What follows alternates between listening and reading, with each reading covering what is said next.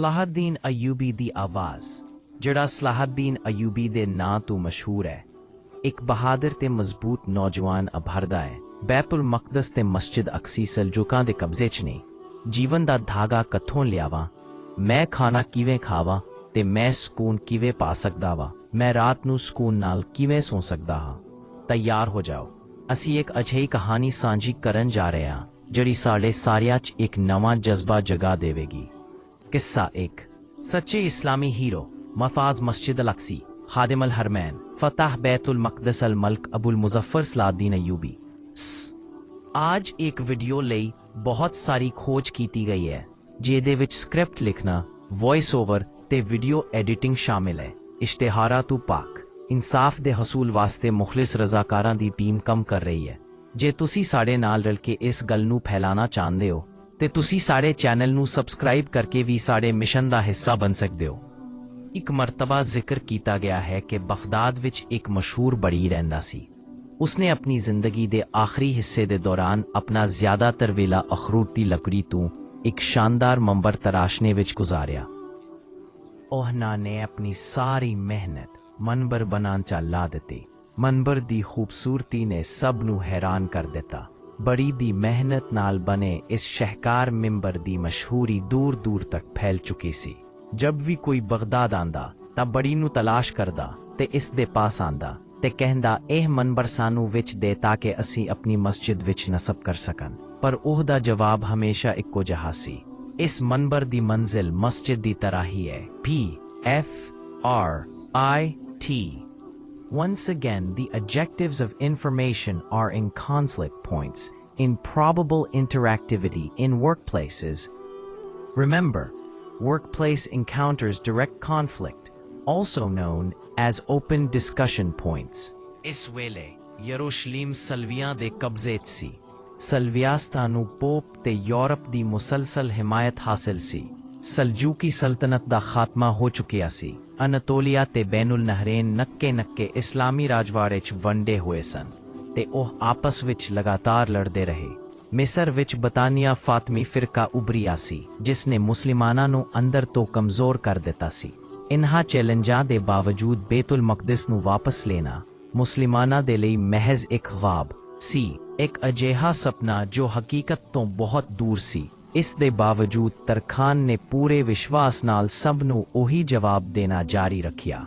ਇਹ ਉਹੀ ਏ ਜਿਹੜਾ ਮੈਂ ਸਭ ਤੋਂ ਚੰਗਾ ਜਾਣਦਾ ਵਾਂ। ਮੈਂ ਇੱਕ ਕਾਰੀਗਰ ਆ, ਮੈਂ ਮੰਬਰ ਨੂੰ ਤਰਾਸ਼ਣਾ ਵਾਂ।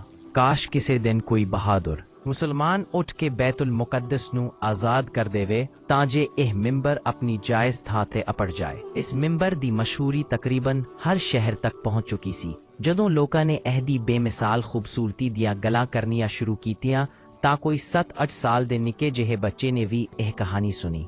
ਉਹ ਨਿੱਕਾ ਜਿਹਾ ਮੁੰਡਾ ਸਲਾਹੁਦੀਨ ਅਯੂਬੀ ਸੀ। ਮਿੰਬਰ ਦੀ ਕਹਾਣੀ ਸੰਧਿਆ ਹੀ ਇੱਕ ਤਸਵੀਰ ਹਮੇਸ਼ਾ ਲਈ ਉਸਦੇ ਦਿਮਾਗ ਵਿੱਚ ਉਕਰ ਗਈ। ਯਰੂਸ਼ਲਮ ਨੂੰ ਈਸਾਈਆਂ ਕੋਲੋਂ ਵਾਪਸ ਲੈ ਲਿਆ ਜਾਣਾ ਚਾਹੀਦਾ ਹੈ ਤੇ ਮਿੰਬਰ ਨੂੰ ਉਹਦੀ ਸਹੀ ਥਾਂ ਤੇ ਵਾਪਸ ਕਰ ਦੇਣਾ ਚਾਹੀਦਾ ਹੈ। ਸਲਾਹੁਦੀਨ ਅਯੂਬੀ ਦਾ ਜਨਮ ਇਰਾਕ ਦੇ ਸ਼ਹਿਰ ਤਕਰੀਰ 'ਚ ਇੱਕ ਕਰਦ ਪਿਓ ਤੇ ਇੱਕ ਤੁਰਕ ਮਾਂ ਦੇ ਘਰ ਹੋਇਆ।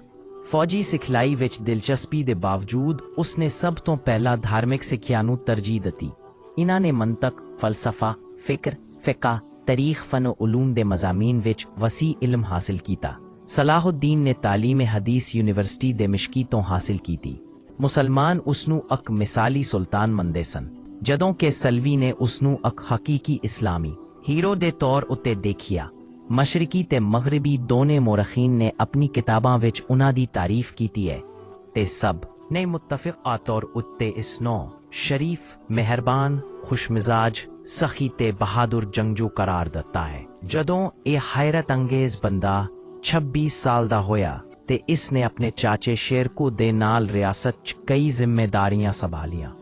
ਸਲਾਹੁਦੀਨ ਦੇ ਵੱਡੇ ਹੋਣ ਨਾਲ ਤਕਦੀਰ ਨੇ ਉਹਦੇ ਲਈ ਯਰੂਸ਼ਲਮ ਦੀ ਫਤਹ ਲਈ ਰਾਹ ਹਮਵਾਰ ਕਰ ਦਿੱਤੀ। ਤੁਸੀਂ ਪੁੱਛ ਸਕਦੇ ਹੋ ਕਿ ਕਿਵੇਂ ਜੰਗੀ ਰਿਆਸਤ ਦੇ ਸੁਲਤਾਨ ਨੂਰਅਲ-ਦੀਨ ਜੰਗੀ ਨੇ तमाम ਤੁਰਕ ਰਿਆਸਤਾਂ ਨੂੰ ਆਪਣੇ ਜ਼ੇਰੇ ਇਕਤਦਾਰ ਮੁੱਤਹਿਦ ਕੀਤਾ। ਇੱਕ ਮਜ਼ਬੂਤ ਇਸਲਾਮੀ ਇਤਿਹਾਦ ਕਾਇਮ ਕਰਕੇ ਇਸ ਨੇ ਕਾਮਯਾਬੀ ਤੋਂ ਸਿਲੇਸੀਆਂ ਤੋਂ ਕਈ ਸ਼ਹਿਰਾਂ ਨੂੰ ਦੁਬਾਰਾ ਹਾਸਿਲ ਕੀਤਾ। ਜਦੋਂ ਕਿ ਮਿਸਰ ਦੀ ਫਾਤਮੀ ਰਿਆਸਤ ਬੁਹਰਾਨ ਦਾ ਸਾਹਮਣਾ ਕਰਦੀ ਸੀ बैतुल मुकद्दस दे सलीसिया ने पूरे मशरिक़े वस्ती विच अपने असरो रसूख ते ताकत नू वसत देने दी कोशिश कीती। सलाहुद्दीन आरा 68 ईसी च काहिरा ते कब्जा कर लिया। सुल्तान नूरुद्दीन जंगी ने अपनी नज़र मिस्र ते रखी, क्योंकि मिस्र ते कब्जा हासिल करन दा मतलब दुश्मन ते फौजी बरतरी हासिल करना सी। फातमी रियासत ने नूरुद्दीन जंगी तो मदद मंगी। सुल्तान ने अपने कमांडर शेरकू ते सलाहुद्दीन नू भेजा ते शेरकू ने पूरे मिस्र नू यहूदियां तो पाक कीता। इन्हां कारनामियां दी वजह तो शेरकू नू मिस्र दा वजीरे आजम बना दिता गया, लेकिन ਉਹ ਉਹਦਾ संभालन दे थोड़ी देर बाद ही मर गया। चाचे दी मौत दे बाद सलाहुद्दीन अयूबी मिस्र दे वजीरे आजम बने ते मिस्र सुल्तान नूरुद्दीन जंगी दी फौज दा कमांडर भी बने। इन्हां ने 21 साल दी उम्र विच रियासत दे गवर्नर ते वजीरे मिस्र दोने दे अहम ओहदियां नू बेक वक्त निभाया। मिस्र ते कब्जा हासिल करन दे बाद सलाहुद्दीन ने अपने ते तुर्की दी हमायत करन आलियां यानी फातमिया ते इन्हां दी हमायत करन आले सलविया ते बजातीनिया नाल लड़ना शुरू कर दिता। इसने मिस्र उत्ते मुकम्मल कंट्रोल दे नाल फौज नू दोबारा मुनज़्ज़म कीता। अहले सुन्नत दी हमायत विच कम करदे होए आपने अहले सुन्नत दे मदरसे ते नवे इदारियां दा कयाम कीता। हौली हौली इसने ब्यूरोक्रेसी तू बातानिया फातमिया नू कढ दिता। आखिरकार 1171 विच नूरुद्दीन जंगी दे हुक्म उत्ते इसने बतानिया फातमी दी हुक्मरानी दा खात्मा कर दिता। इस दौरान इसनू एक बहुत ही चौंका देने वाली खबर मिली। सुल्तान नूरुद्दीन जंगी मौत नाल मरिया। ਉਹ एक तरफ रियासत दी वहदत ते सुल्तान दी तरफ तू कायम करदा इस्लामी रियासतां दे वहदत दी हिफाजत करने दी कोशिश कर रहे सन, जदकि दूजे पासे ਉਹਨਾਂ ਨੂੰ ਸਲਾਵਾਂ ਦਾ ਵੀ ਸਾਹਮਣਾ ਕਰਨਾ ਪਿਆ। ਉਸ ਜ਼ਮਾਨੇ ਦੇ ਹਰ ਇਸਲਾਮੀ ਕਮਾਂਡਰ ਵਾਂਗੂ ਸਲਾਹੁद्दीन ਅਯੂਬੀ ਦੀਆਂ ਤਨ ख्वाहिशां ਸਨ। ਮੁਸਲਮਾਨਾਂ ਦੀ ਵਹਦਤ ਦੀ ਹਿਫਾਜ਼ਤ ਲਈ ਯਰੂਸ਼ਲਮ ਵਾਪਸ ਲੈਣਾ ਤੇ ਕੁਸਤੰਤਨੀਆ ਜਾਂ ਇਸਤੰਬੂਲ ਨੂੰ ਫਤਹ ਕਰਨ ਲਈ। ਸਲਾਵਾਂ ਦੇ ਖਿਲਾਫ ਕਾਮਯਾਬ ਜੰਗਾਂ ਤੇ ਜੁੱਦੋਜਹਿਦਾਂ ਨਾਲ ਇਸਲਾਮੀ ਰਿਆਸਤਾਂ ਦਾ ਇਤਿਹਾਦ ਮਜ਼ਬੂਤ ਹੋਇਆ। ਅਗਲਾ ਮਕਸਦ ਬੈਤੁਲ ਮੁਕੱਦਸ ਤੇ ਦੁਬਾਰਾ ਕਬਜ਼ਾ ਕਰਨਾ ਸੀ। ਕਾਜ਼ੀ ਬਹਾਵਲਦੀਨ ਇਬਨ ਸ਼ੱਦਾਦ ਨੇ ਸਲਾਹੁद्दीन ਅਯੂਬੀ ਦੇ ਬੈਤੁਲ ਮੁਕੱਦਸ ਦੇ ਲਈ ਮੁਹੱਬਤ ਤੇ ਜੋਸ਼ੋ ਖਰੋਸ਼ ਦਾ ਇਜ਼ਹਾਰ ਉਨ੍ਹਾਂ ਅਲਫਾਜ਼ ਵਿੱਚ ਕੀਤਾ ਹੈ। ਬੈਤੁਲ ਮੁਕੱਦਸ ਦੇ ਲਈ ਇਸ ਦੇ ਗੁਰੂਰ ਤੇ ਗਮ ਦਾ ਬੋਝ ਇਸ ਕਦਰ ਵੱਡਾ ਸੀ ਕਿ ਪਹਾੜ ਵੀ ਇਸ ਨੂੰ ਬਰਦਾਸ਼ਤ ਨਹੀਂ ਕਰ ਸਕਦੇ ਸਨ।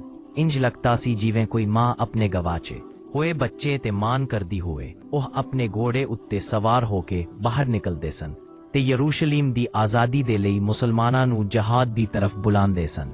ਉਹ ਮਹਿਫਿਲ ਨੂੰ ਮੁਖਾਤਬ ਕਰਦੇ ਤੇ ਇਸਲਾਮ ਦੀ ਖਾਤਰ ਐ ਮੁਸਲਮਾਨਾਂ ਨੂੰ ਆਵਾਜ਼ ਦੇਂਦੇ। ਇਸਲਾਮ ਲਈ ਫਖਰ ਦੇ ਹੰਝੂ ਹਮੇਸ਼ਾ ਉਹਦੀਆਂ ਅੱਖਾਂ 'ਚ ਰਹਿੰਦੇ ਸਨ। ਕਿਉਂ ਜੇ ਬੈਤੁਲ ਮੁਕੱਦਸ ਸਲਜੂਕਾਂ ਦੇ ਕਬਜ਼ੇ 'ਚ ਸੀ। ਉਹ ਕਹਿੰਦੇ ਸਨ ਜਦੋਂ ਤੱਕ ਬੈਤੁਲ ਮੁਕੱਦਸ ਤੇ ਮਸਜਿਦ ਅਲ ਕਾਸਾ ਸਾਲੇਹਾਂ ਦੇ ਕਬਜ਼ੇ ਵਿੱਚ ਨੇ, ਮੈਂ ਕਿਵੇਂ ਮੁਸਕਰਾਵਾਂ, ਮੈਂ ਸਕੂਨ ਕਿਵੇਂ ਪਾ ਸਕਦਾ ਵਾਂ ਤੇ ਮੈਂ ਖਾਣਾ ਕਿਵੇਂ ਖਾਵਾਂ ਤੇ ਰਾਤ ਨੂੰ ਮੈਂ ਸਕੂਨ ਨਾਲ ਕਿਵੇਂ ਸੋ ਸਕਾਂ। ਸਲਾਹੁद्दीन ਅਯੂਬੀ ਨੇ ਬੈਤੁਲ ਮੁਕੱਦਸ ਵਾਪਸ ਲੈਣ ਦਾ ਆਜ਼ਮ ਕੀਤਾ ਸੀ, ਲੇਕਿਨ ਬੈਤੁਲ ਮੁਕੱਦਸ ਨੂੰ ਫਤਹ ਕਰਨੇ ਤੋਂ ਪਹਿਲੇ ਸੂਰਤ ਹਾਲ ਦਾ ਮੁਕੰਮਲ ਜਾਇਜ਼ਾ ਲੈਣਾ ਜ਼ਰੂਰੀ ਸੀ। ਤਾਕਤ ਦੇ ਤਵਾਜ਼ਨ ਨੂੰ ਆਪਣੇ ਹੱਕ 'ਚ ਤਬਦੀਲ ਕਰਨ ਦੇ ਲਈ ਉਸਨੇ ਮਹਾਰਤ ਨਾਲ ਕਈ ਗੈਰ ਮੁਨਜ਼ਮ ਕੁਵਤਾਂ ਨੂੰ ਇਕੱਠਾ ਕੀਤਾ ਤੇ ਮੁਨਜ਼ਮ ਕੀਤਾ। ਉਹਦੀ ਬੁਨਿਆਦੀ ਤਵੱਜਾ ਲਾਤੀਨੀ ਗੁਲਾਮ ਰਿਆਸਤਾਂ ਤੇ ਸੀ। ਇਸ ਦੌਰਾਨ ਯਰੂਸ਼ਲਮ ਦਾ ਬੱਚਾ ਮਰ ਗਿਆ ਤੇ ਗਿਆ ਔਲੂਸੀਨੀਆ ਉਸਦਾ ਜਾਨਸ਼ੀਨ ਬਣ ਗਿਆ। ਸਲਾਹੁद्दीन ਅਯੂਬੀ ਕਦਮ ਕਦਮ ਅੱਗੇ ਵਧਣਾ ਸ਼ੁਰੂ ਕਰ ਦਿੱਤਾ। अन्ना ने हलाब उत्ते कब्जा करने तो पहला दियार बक्कर, अरफा, हरान, रखा, खबूर, नसीबीन ते होर बहुत सारे तस्बेआं नू फतह कर लिया। ये तमाम शहर यरूशलेम दे रास्ते विच अस्करी अहमियत दे हामिल सन। सुल्तान ने पहले तबरिया शहर ते कब्जा कीता। तबरियास दी फौजी अहमियत बहुत सी। ਇਸ ਦਾ ਮਕਸਦ ਬੈਤੁਲ ਮੁਕੱਦਸ ਦੇ ਬਾਗ ਤੇ ਇਸ ਦੀ ਫੌਜ ਨੂੰ ਸ਼ਮਾਲੀ ਫਲਸਤੀਨ ਦੇ ਤਬਰੀਆ ਦੇ ਨੇੜੇ ਹਤਨ ਪਹੁੰਚਾਣਾ ਸੀ, ਕਿਉਂਕਿ ਇਸ ਨੇ ਉੱਥੇ ਜੰਗ ਦਾ ਮੈਦਾਨ ਲੈਣ ਦੀ ਯੋਜਨਾ ਬਣਾਈ ਸੀ। ਹਤਨ ਆਪਣੇ ਪਾਣੀ ਦੇ ਖੋਹ ਲਈ ਮਸ਼ਹੂਰ ਸੀ। ਸੁਲਤਾਨ ਸਲਾਹੁद्दीन ਨੇ ਪਹਿਲੇ ਹੀ ਹਤਨ ਜਾਣੇ ਵਾਲੀ ਸੜਕ ਉਤੇ ਪਾਣੀ ਦੇ ਖੂਹਾਂ ਉਤੇ ਕਬਜ਼ਾ ਕਰ ਲਿਆ ਸੀ ਤੇ ਅੰਨਾ ਵਿੱਚ ਪੱਥਰਾਂ ਤੇ ਰੇਤ ਤੋਂ ਭਰ ਦਿੱਤਾ ਸੀ। ਲਈ ਪਾਣੀ ਦਾ ਖੋਹ ਨਾਕਾਬਿਲ ਇਸਤੇਮਾਲ ਹੋ ਗਿਆ। ਜਦੋਂ ਬੱਚਾ ਤੇ ਇਸ ਦੀ ਫੌਜ ਹਤਨ ਪਹੁੰਚੇ ਤਾਂ ਇਸ ਖੋਹ ਦੀ ਹਾਲਤ ਦੇਖ ਕੇ ਉਹ ਬੇਹੱਦ ਦੁਖੀ ਹੋਏ। ਸਾਰੀ ਫੌਜ ਪਿਆਸ ਤੇ ਸਰਦੀ ਦਾ ਸ਼ਿਕਾਰ ਹੋ ਕੇ ਰੇਗਿਸਤਾਨ ਦੀ ਸਖਤ ਗਰਮੀ ਵਿੱਚ ਲੜਨ ਤੇ ਮਜਬੂਰ ਹੋ ਗਈ। ਹਤਨ ਦੀ ਲੜਾਈ 4 ਜੁਲਾਈ 1180 ਨੂੰ ਸ਼ੁਰੂ ਹੋਈ। ਇਸ ਲੜਾਈ ਵਿੱਚ ਸਲਾਹੁਦੀਨ ਨੇ ਬੈਤੁਲ ਮੁਕੱਦਸ ਦੇ ਬਾਦਸ਼ਾਹ ਗੀ-ਉਲ-ਹੁਸੈਨ ਦੀ ਕਮਾਨ ਵਿੱਚ ਸਲਜੂਕ ਫੌਜਾਂ ਨੂੰ ਸ਼ਿਕਸਤ ਦਿੱਤੀ। ਇਸ ਕਾਮਯਾਬੀ ਦੇ ਬਾਅਦ ਤਯਾਤੀਨ ਦੀ ਵੇਤੇ ਨੇ ਬਾਤ ਫਰਮਾ ਦੀ ਤੋ ਚੰਦ ਕਾਰਵਾਈਆਂ ਤੇਜ਼ੀ ਤੋਂ ਸ਼ੁਰੂ ਕਰ ਦਿੱਤੀਆਂ। ਸਲਾਵਾ ਦੇ ਸ਼ਦੀਦ ਨੁਕਸਾਨਾਤ ਦੇ ਨਾਲ ਮੁਸਲਮਾਨਾਂ ਨੇ ਤਕਰੀਬਨ ਪੂਰੀ ਸਲਤਨਤ ਬੈਤੁਲ ਮੁਕੱਦਸ ਉੱਤੇ ਕੰਟਰੋਲ ਹਾਸਲ ਕਰ ਲਿਆ। ਉਸਨੇ ਅੱਕਾ, ਤਬਰਿਆਸ, ਇਸਕੇਲਾਨ, ਨਾਬਲਸ, ਰਮਲਾ ਤੇ ਵਜ਼ਾ ਸਮੇਤ ਕਈ ਕਿਲਿਆਂ ਉੱਤੇ ਕਬਜ਼ਾ ਕਰ ਲਿਆ। ਕੁਝ ਹਫ਼ਤਿਆਂ 'ਚ 20 ਸਤੰਬਰ 1180 ਨੂੰ ਸੁਲਤਾਨ ਨੇ ਬੈਤੁਲ ਮੁਕੱਦਸ ਦਾ ਮੁਹਾਸਰਾ ਕਰ ਲਿਆ। ਮੰਜਾਨਕ ਤੋਂ ਸ਼ਹਿਰ ਦੀਆਂ ਕੰਧਾਂ ਤੇ ਬੰਬਾਰੀ ਕੀਤੀ ਗਈ। ਛੇਤੀ ਹੀ ਉੱਤਰ ਪੂਰਬ ਦੀ ਕੰਧਾਂ ਕਮਜ਼ੋਰ ਹੋ ਗਈ। ਮੰਜਾਨਕੇ ਉੱਤੇ ਲਗਾ ਦਿੱਤਾ ਗਿਆ ਸੀ। ਕੁਝ ਚਿਰ ਬਾਅਦ ਕੰਧਾਂ ਪੂਰੀ ਤਰ੍ਹਾਂ ਬਣ ਗਈ। ਸਲਾਵਾ ਨੇ ਮੁਹਾਸਰਾ ਤੋੜਨ ਦੀ ਕੋਸ਼ਿਸ਼ ਕੀਤੀ ਪਰ ਕਾਮਯਾਬ ਨਾ ਹੋਏ। ਇਹ ਗੱਲ ਸਾਫ਼ ਸੀ ਕਿ ਉਹ ਬਹੁਤ ਦੇਰ ਤੱਕ ਸ਼ਹਿਰ ਉੱਤੇ ਕਾਬੂ ਨਹੀਂ ਰੱਖ ਸਕੇਗਾ। ਉਹਨਾਂ ਨੇ ਸਲਾਹੁਦੀਨ ਅਯੂਬੀ ਤੋਂ ਆਜ਼ਾਦ ਰਾਸਤਾ ਤਲਬ ਕੀਤਾ ਤੇ ਆਪਣੀ ਜਾਨ, ਫਸਲਾਂ ਦੀ ਹਿਫਾਜ਼ਤ, ਮਕਾਨਾਤ ਦੀ ਹਿਫਾਜ਼ਤ ਤੇ ਮੁਸਲਮਾਨ ਕੈਦੀਆਂ ਦੀ ਰਿਹਾਈ ਦੇ ਬਦਲੇ ਤਾਵਾਨ ਦੀ ਪੇਸ਼ਕਸ਼ ਕੀਤੀ। ਸੁਲਤਾਨ ਸਲਾਹੁਦੀਨ ਨੇ ਇਹਨਾਂ ਸ਼ਰਤਾਂ ਨੂੰ ਇਸ ਲਈ ਕਬੂਲ ਕੀਤਾ ਕਿ ਉਹ ਮੁਸਲਮਾਨ ਕੈਦੀਆਂ ਦੀ ਹਿਫਾਜ਼ਤ ਨੂੰ ਯਕੀਨੀ ਬਣਾਉਣਾ ਚਾਹੁੰਦੇ ਸਨ ਤੇ ਜੰਗ ਨੂੰ ਤਵੀਲ ਕਰਕੇ ਹੋਰ ਜਾਨੀ ਨੁਕਸਾਨ ਨੂੰ ਰੋਕਣਾ ਚਾਹੁੰਦੇ ਸਨ। ਆਖਿਰਕਾਰ ਵਕੀਆ ਮਹਾਰਾਜ ਦੇ ਮੁਕੱਦਸ ਮੌਕਾ ਉੱਤੇ 27 ਰਜਬ 1832 ਹਿਜਰੀ ਮੁਤਾਬਿਕ 2 ਅਕਤੂਬਰ 1970 ਨੂੰ ਜਮਾਤ ਅਲ ਮੁਬਾਰਕ ਦੇ ਦਿਨ ਬੈਤੁਲ ਮੁਕੱਦਸ ਉੱਤੇ ਦੁਬਾਰਾ ਕਬਜ਼ਾ ਕਰ ਲਿਆ ਗਿਆ। ਸਲਾਹੁਦੀਨ ਅਯੂਬੀ ਦੀ ਕਾਮਯਾਬੀ ਸਿਰਫ ਅਸਕਰੀ ਹਕੂਮਤ ਤੱਕ ਮਹਿਦੂਦ ਨਹੀਂ ਸੀ, ਬਲਕਿ ਉਹਨਾਂ ਦੀ ਕਾਮਯਾਬੀ ਨੇ ਇੱਕ ਮੁਨੱਜ਼ਮ ਤੇ ਖੁਸ਼ਹਾਲ ਰਿਆਸਤ ਦਾ ਸੂਰਜ ਸਾਹਮਣੇ ਲਿਆਇਆ। ਉਹਨਾਂ ਦੀ ਕਿਆਦਤ ਵਿੱਚ ਬੇਸ਼ੁਮਾਰ ਮਦਰਸੇ, ਹਸਪਤਾਲ ਤੇ ਮਸੀਤਾਂ ਤਾਮੀਰ ਕੀਤੀਆਂ ਗਈਆਂ। ਇਹ ਜ਼ਮਾਨਾ ਇਸਲਾਮੀ ਦੁਨੀਆ ਵਿੱਚ ਇਲਮ ਦੀ ਜ਼ਹੂਰ ਦਾ ਸੀ। ਇਸ ਵਕਤ ਦੇ ਉਲਮਾ ਨੂੰ ਸਲਾਹੁਦੀਨ ਅਯੂਬੀ ਦੇ ਮਾਤਹਿਤ ਇਲਾਕਿਆਂ ਵਿੱਚ ਬੁਲਾਇਆ ਗਿਆ ਸੀ। ਉਲਮਾ ਦੇ ਸਾਹਮਣੇ ਆਪਣੇ ਨਜ਼ਰੀਆਤ ਪੇਸ਼ ਕਰਕੇ ਉਹਨਾਂ ਨੇ ਸ਼ਾਨਦਾਰ ਬੈਨ ਅਲ-ਅਕਵਾਮੀ ਤਰੱਕੀ ਦੀ ਰਾਹ ਹਮਵਾਰ ਕੀਤੀ। ਉਸ ਅਹਿਦ ਵਿੱਚ ਉਲਮਾ ਤੇ ਤਲਬਾ ਨੇ ਬਹੁਤ ਸਾਰੀਆਂ ਕਿਤਾਬਾਂ ਲਿਖੀਆਂ। ਆਪਣੇ ਹੁਕਮਰਾਨੀ ਦੇ ਅੰਦਾਜ਼ ਦੀ ਵਜ੍ਹਾ ਤੋਂ ਉਹ ਆਪਣੇ ਬਾਅਦ ਆਲੇ ਕਈ ਹੁਕਮਰਾਨੋਂ ਕੇ लिए रोशनी ਦਾ ਮਸ਼ਲ ਬਣ ਗਿਆ।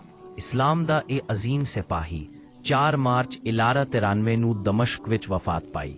ਇਸ ਦੀ ਵਸੀਅਤ ਮੁਤਾਬਿਕ ਇਸ ਦੇ ਮਰਨ ਤੋਂ ਬਾਅਦ ਉਸ ਦਾ ਕਫਨ ਨੇਜ਼ੇ ਨਾਲ ਬੰਨ੍ਹ ਕੇ ਲੋਕਾਂ ਦੇ ਸਾਹਮਣੇ ਪੇਸ਼ ਕੀਤਾ ਗਿਆ ਤੇ ਇਸ ਦੇ ਨਾਲ ਇਹ ਲਫ਼ਜ਼ ਦਮਸ਼ਕ ਦੀਆਂ ਗਲੀਆਂ ਵਿੱਚ ਗੂੰਜਦੇ ਰਹੇ। ਇਹ ਮੁਸਲਮਾਨੋ, ਇਹ ਲੋਕ ਮਿਸਰ, ਯਮਨ, ਸ਼ਾਮ, ਫਲਸਤੀਨ, ਬੈਤੁਲ ਮੁਕੱਦਸ ਦੇ ਫਾਤਹੀਨ ਸੁਲਤਾਨ ਸਲਾਹੁਦੀਨ ਨੇ ਉਜ ਦੁਨੀਆ ਚੋਂ ਇਸ ਕਫਨ ਦੇ ਸਿਵਾ ਕੁਝ ਨਹੀਂ ਲਿਆ। ਇਸ ਤੋਂ ਸਬਕ ਸਿੱਖੋ ਤੇ ਦੁਨੀਆ ਦੇ ਧੋਖੇ ਵਿੱਚ ਨਾ ਆਓ।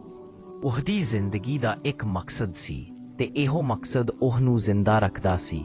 ਉਹਨੇ ਦੱਸਿਆ ਕਿ ਇੱਕ ਮੁਸਲਮਾਨ ਦੀ ਜ਼ਿੰਦਗੀ ਦਾ ਮਕਸਦ ਕੀ ਹੋਣਾ ਚਾਹੀਦਾ ਹੈ। ਇਸ ਦੇ ਸੀਨੇ ਵਿੱਚ ਧੜਕਦਾ ਦਿਲ ਅੱਲਾਹ ਦੇ ਲਈ ਮੁਹੱਬਤ ਤੋਂ ਲਬਰੇਜ਼ ਸੀ। ਦੁਨੀਆ ਵਿੱਚ ਇਨਸਾਫ ਦੇ ਪਿਆਮ ਦੀ ਤਰਸ ਰਿਹਾ ਸੀ ਤੇ ਇਸਲਾਮ ਦੀ ਖੂਬਸੂਰਤੀ ਨੂੰ ਜਾਹਿਲ ਲੋਕਾਂ ਤੱਕ ਪਹੁੰਚਾਉਣੇ ਦੀ ਖਾਹਿਸ਼ ਰੱਖਦਾ ਸੀ। ਬੈਤੁਲ ਮੁਕੱਦਸ ਦੀ ਫਤਹ ਇਸ ਸ਼ਖਸ ਦੇ ਹਿੱਸੇ ਵਿੱਚ ਆਈ ਜੋ ਇਸਲਾਮ ਦੀ ਖੂਬਸੂਰਤੀ ਤੋਂ ਵਾਕਿਫ ਸੀ। ਇਸ ਲਈ ਅਸੀਂ ਇਸ ਜਿੱਤ ਤੋਂ ਮਹਿਰੂਮ ਕਿਉਂ ਆ? ਕਿਉਂਕਿ ਸਾਨੂੰ ਸਭ ਤੋਂ ਪਹਿਲਾਂ ਆਪਣੇ ਆਪ ਨੂੰ ਬਦਲਣਾ ਪਵੇਗਾ। ਇਹ ਦੁਨੀਆ ਸਾਡੀਆਂ ਖਾਹਿਸ਼ਾਂ ਦਾ ਮਰਕਜ਼ ਹੈ। ਸਾਡੇ ਸੁਪਨੇ ਦੁਨਿਆਵੀ ਸੁਪਨੇ ਨਹੀਂ ਤੇ ਸਾਡੇ ਮਕਾਸਦ ਦੁਨਿਆਵੀ ਮਕਾਸਦ ਨਹੀਂ। ਸਾਨੂੰ ਮੁਖਲਿਸ ਹੋਣਾ ਪਵੇਗਾ। ਸਾਡੇ ਚੋਂ ਬਹੁਤ ਸਿਰਫ ਆਪਣੇ ਆਪ ਤੇ ਆਪਣੇ ਆਰਾਮ ਦੇ ਬਾਰੇ ਸੋਚਦੇ ਨੇ। ਸਾਨੂੰ ਆਪਣੇ ਆਪ ਦਾ ਜਾਇਜ਼ਾ ਲੈਣਾ ਪਵੇਗਾ ਤੇ ਤੁਹਾਨੂੰ ਇੱਕ ਅਜਿਹਾ ਦਿਲ ਮਿਲਣਾ ਚਾਹੀਦਾ ਹੈ ਜਿਹੜਾ ਅੱਲਾਹ ਲਈ ਧੜਕਦਾ ਹੈ। ਸਾਨੂੰ ਇਸਲਾਮ ਲਈ ਅੱਛੇ ਮਕਾਸਦ ਅਪਣਾਣੇ ਹੋਣਗੇ। ਯਾਦ ਰੱਖੋ, ਅਜ਼ੀਮ ਸੁਲਤਾਨ ਸਲਾਹੁਦੀਨ ਵਾਂਗੋਂ ਇੱਕ ਦਿਨ ਸਾਡੇ ਜਿਸਮ ਵੀ ਕਫਨ ਵਿੱਚ ਲਪਟ ਜਾਣਗੇ ਤੇ ਉਹਨਾਂ ਕਫਨਾਂ ਵਿੱਚ ਕੋਈ ਜੀਬ ਨਹੀਂ ਹੋਣਗੀਆਂ।